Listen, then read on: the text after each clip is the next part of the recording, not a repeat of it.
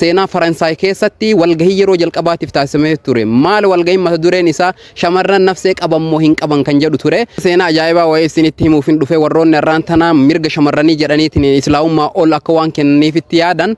Islaamummaa duraa Girik durii biratti shamarran ni gurguramu ture, maallaqaan jijjiiraman ture. Akkasuma Roomaa durii biratti nafsee hin qabanii jedhameetiin yaadamu ture. Akka lakkoofsa Awurooppaatti bara 584 seenaa Faransaay keessatti walgahii yeroo jalqabaatiif taasifamee ture. Maal walgahiin mata dureen isaa shamarran nafsee qaban moo hin qaban kan jedhu ture.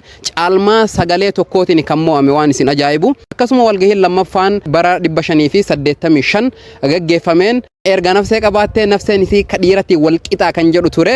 Sanirratti walgahiin osoo walii hin galamin gargar faca'eetiin ture jechuudha waan isin ajaa'ibu. Bara as dhihoo kanammoo akka seera Ingilizitti bara 1805 dhiirri jaartii ofii akka fedhetti gurguruu mirga qaba. Akkasuma warraaqsa Faransaay bara 1938 as dhihoo kan shamarran waliigaltee gochuu hin dandeessu. Akka warraaqsa Roomaatti immoo jaarsi jaartii ofii ajjeesuu danda'a.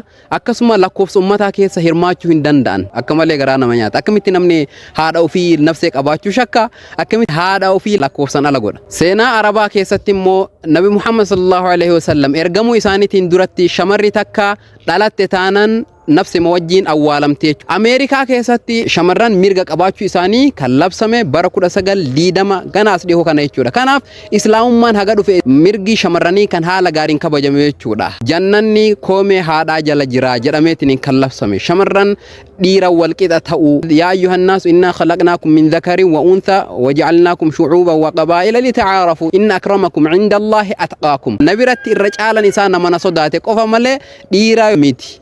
Irra caalan Rabbi biratti nama Rabbi sodaate qofa jechuudha. Shamaras ta'e dhiira ta'e